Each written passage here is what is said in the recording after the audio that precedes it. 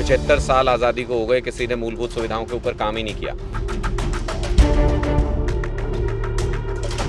और ये एक बहुत बड़ा बदलाव है जिसमें सिर्फ सत्ता परिवर्तन नहीं होगा 2024 में, बल्कि पूरा सिस्टम बदलने जा रहा है हरियाणा का।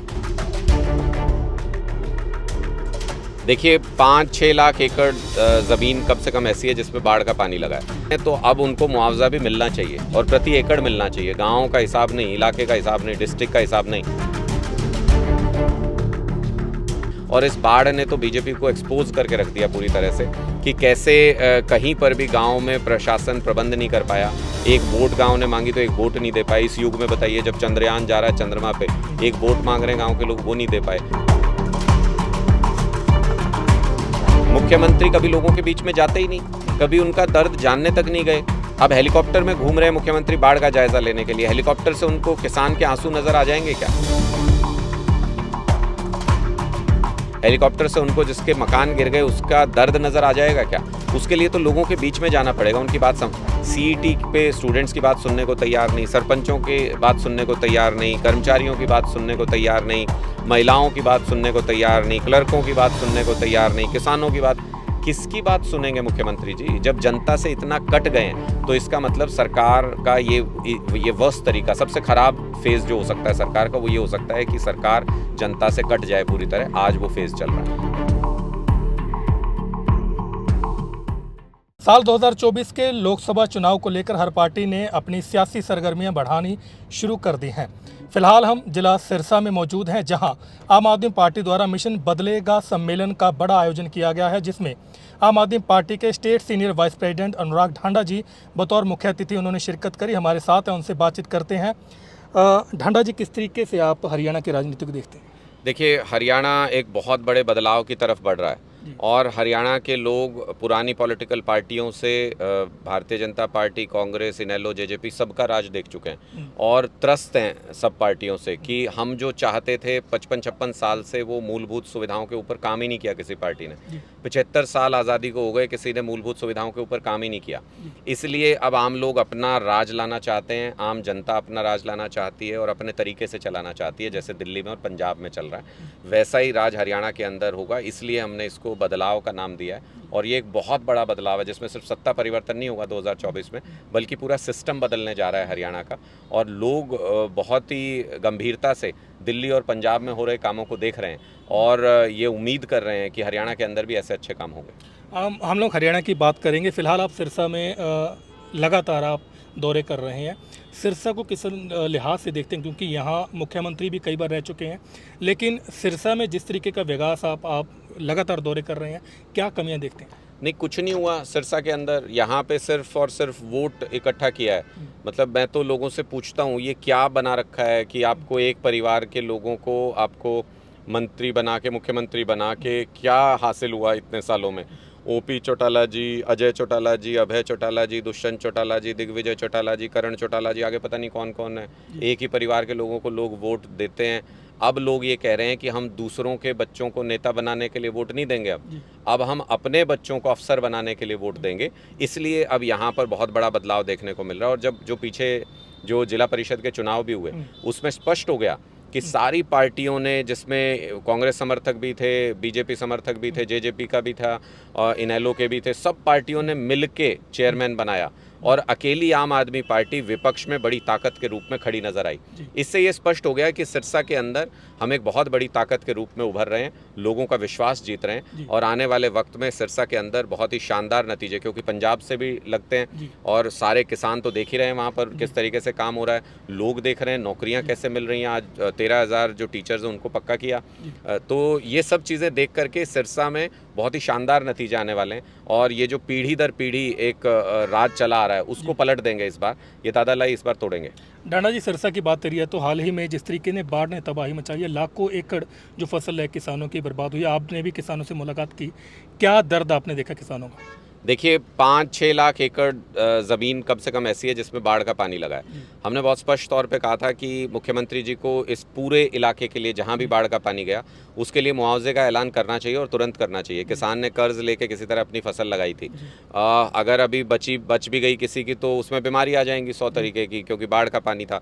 और ऐसी स्थिति में किसान किसी लायक नहीं रहेगा। फिर उसके बाद आप किसानों से बीमा की राशि भरवाते हैं, 500 रुपये ज़बरदस्ती काट लेते हैं। केसीसी में जाएंगे तो उससे काट लेंगे, सम्मान राशि आती है उसमें से काट लेंगे, कहीं से भी काट लेते हैं। जब आप उनसे वो लेते हैं तो अब उनको मुआवजा भी मिलना चाहिए और प्रति एकड़ मिलना चाहिए। गाँव का हिसाब नहीं, इलाके का हिसाब नहीं, डिस्ट्रिक्ट का हिसाब नहीं, प्रति एकड़ को एक यूनिट मान करके उनको तुरंत मुआवजा राशि सरकार को दिलवानी चाहिए, बीमा कंपनियों से दिलवानी चाहिए। और जहां बीमा कंपनियों से लोगों ने नहीं ले रखा है बीमा, वहां पे सरकार को खुद इंटरवीन करके वहां पे सरकार को खुद मुआवजा देना चाहिए, जो करने में सरकार पूरी तरह से असफल नज़र आती है अभी। वो तो किसी ना किसी तरीके से इस समय को टालना चाहते हैं। मुख्यमंत्री जी कहते हैं कुछ लोगों का पानी उतर गया, दोबारा लगा लेंगे फसल, कुछ लोगों का नुकसान हुआ ही नहीं, कुछ का हुआ है उनका देखेंगे, वो करवाएंगे किसी तरीके से।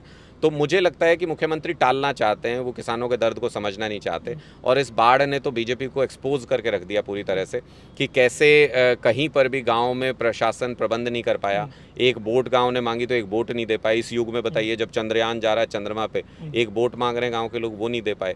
तो पूरी तरह से एक्सपोज हो गई भारतीय जनता पार्टी और प्रशासन। इसकी वजह से लोगों में खासा गुस्सा है। तो मौजूदा सरकार के कार्यकाल को अवसर क्या ही देखते हैं? मुझे लगता है कि वर्स्ट कार्यकाल अगर आप कहें इसको, हरियाणा के इतिहास में सबसे ख़राब कामकाज अगर कहें, वो इसलिए नहीं कि इनकी क्या योजनाएं हैं, इन्होंने क्या काम किया, बल्कि इसलिए कि एक डिस्कनेक्ट है। मुख्यमंत्री कभी लोगों के बीच में जाते ही नहीं, कभी उनका दर्द जानने तक नहीं गए। अब हेलीकॉप्टर में घूम रहे हैं मुख्यमंत्री बाढ़ का जायजा लेने के लिए। हेलीकॉप्टर से उनको किसान के आंसू नजर आ जाएंगे क्या? हेलीकॉप्टर से उनको जिसके मकान गिर गए उसका दर्द नजर आ जाएगा क्या? उसके लिए तो लोगों के बीच में जाना पड़ेगा, उनकी बात सीईटी पे स्टूडेंट्स की बात सुनने को तैयार नहीं, सरपंचों की बात सुनने को तैयार नहीं, कर्मचारियों की बात सुनने को तैयार नहीं, महिलाओं की बात सुनने को तैयार नहीं, क्लर्कों की बात सुनने को तैयार नहीं, किसानों की बात। किसकी बात सुनेंगे मुख्यमंत्री जी? जब जनता से इतना कट गए हैं तो इसका मतलब सरकार का ये वर्स्ट तरीका, सबसे खराब फेज़ जो हो सकता है सरकार का, वो ये हो सकता है कि सरकार जनता से कट जाए पूरी तरह। आज वो फेज़ चल रहा है। डाना जी, आप लगातार जनसंवाद कर रहे हैं, मिशन बदलेगा सम्मेलन, किस तरीके से मिशन बदलेंगे? देखिए, बदलाव तो इसी तरीके से होगा जब इन पुरानी पॉलिटिकल पार्टियों को साइड करके जनता जब आम लोगों को नेता बना करके सदन में भेजेगी, तो वो आम लोग उनके मुद्दों के ऊपर बात करेंगे, उनके मुद्दों के लिए लड़ाई लड़ेंगे, और तब दिल्ली और पंजाब जैसा राज हरियाणा के अंदर भी आएगा। ये बदलाव उसी बदलाव का सूचक है। ये सत्ता परिवर्तन नहीं, बल्कि सत्ता परिवर्तन के साथ साथ सिस्टम के परिवर्तन की भी लड़ाई है, जिसको हम लड़ रहे हैं पूरे हरियाणा। क्या आगामी दिनों में गठबंधन की चर्चा भी आम आदमी कर सकती है? 90 विधानसभा सीटें, 10 लोकसभा हरियाणा में। हरियाणा में आम आदमी पार्टी पूरी तरह से अपने दम पर चुनाव लड़ने में सक्षम है।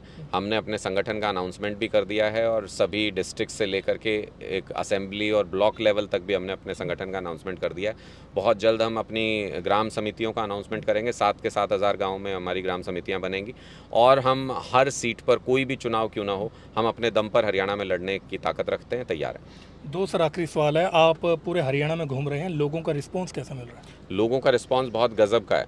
लोग ये कहते हैं कई जगह पर तो कि आप आज आए हो, हम 6 महीने से इंतज़ार कर रहे थे आपका कि कोई आए आम आदमी पार्टी से और हम आम आदमी पार्टी से जुड़ें। यानी चैलेंज अब हमारे लिए है कि हम कितनी जगह पे पहुंच पाते हैं, लोगों तक कितना पहुंच पाते हैं। लोग तो अपने घरों में काम देख करके दिल्ली और पंजाब का तैयार बैठे हैं आम आदमी पार्टी से जुड़ने के लिए।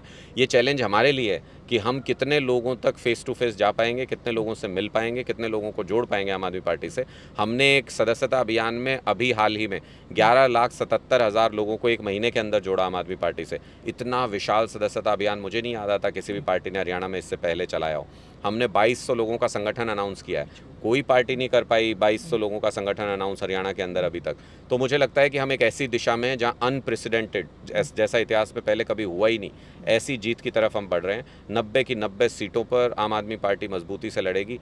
विपक्ष की बाकी सब पार्टियों को ये ढूंढना पड़ेगा कि उनको कहाँ कैंडिडेट खड़ा करना है, कहाँ उनको वोट मिल सकता है। एक आखिरी सवाल है सर मेरा, क्योंकि हरियाणा एक वो स्टेट है जहां चेहरे का बड़ा मायना रखता है, क्योंकि पार्टी को कहीं ना कहीं बाद में लोग वोटर देखते हैं। जातीय समीकरण हरियाणा के देखें तो आम आदमी पार्टी का चेहरा, सीएम चेहरे की अगर बात करें तो किस तरीके के यहाँ संकेत देंगे? देखिए, आम आदमी का चेहरा कैसा होता है? आम आदमी का चेहरा वैसा ही होता है जैसा आप भीड़ में देखते हैं, सब आम आदमी है और उन्हीं चेहरों में से निकल के अरविंद केजरीवाल जी दिल्ली के मुख्यमंत्री बन गए, उन्हीं चेहरों में से निकल के एक टीचर का बेटा सरदार भगवंत मान पंजाब के मुख्यमंत्री बन गए। तो इन्हीं आम लोगों में से निकल करके कोई नेतृत्व कर लेगा। आम लोगों के मुद्दों के ऊपर बात करनी है, वो तो सबको पता ही है आम लोगों को। तो कोई भी नेतृत्व कर ले, हम लोग इस पचड़े में नहीं पड़ते कांग्रेस पार्टी की तरह। हम पदों की लड़ाई नहीं करते, हम चेहरों की लड़ाई नहीं करते। हम लोग एक बदलाव के लिए एक मिशन पे चल रहे हैं। अरविंद केजरीवाल जी जिसकी जो जिम्मेदारी लगाएंगे वो सबको कबूल है, और एक बड़े बदलाव की तरफ हम सब लोग एकजुट होकर के चल रहे हैं। तो ये थे अनुराग ढांडा जी, जिनसे हमने खास बातचीत करी। साफ तौर पर इन्होंने बताया कि जिस तरीके से 2024 में लोकसभा और आगे आगामी दिनों में विधानसभा चुनाव होंगे तो 90 की 90 सीटों पर आम आदमी पार्टी अपने बलबूते पर चुनाव लड़ेगी। हरियाणा से मैं रविंद्र रियाज, सच कहूँ। देश दुनिया दी तमाम खबरों नाल जुड़े रहन लई सबसक्राइब करो YouTube ते सच कहूँ पंजाबी चैनल। इस दे नाल ही बैल आइकन दब के पाओ लेटेस्ट अपडेट सब तो पहला।